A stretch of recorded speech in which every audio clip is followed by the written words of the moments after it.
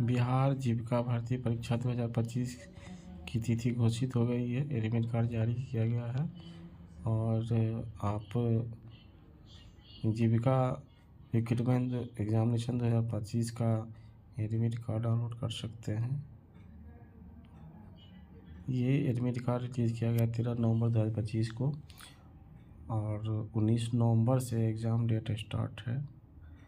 CBT typing test होगा, इसमें document verification होगा, सिलेक्शन प्रोसेस है और इसकी जो ऑफिशियल वेबसाइट है brlps.in, उस पर जाके आप डाउनलोड कर सकते हैं। इस पर बताया गया है, आप timewebhosting.com पे आके पूरी जानकारी ले सकते हैं।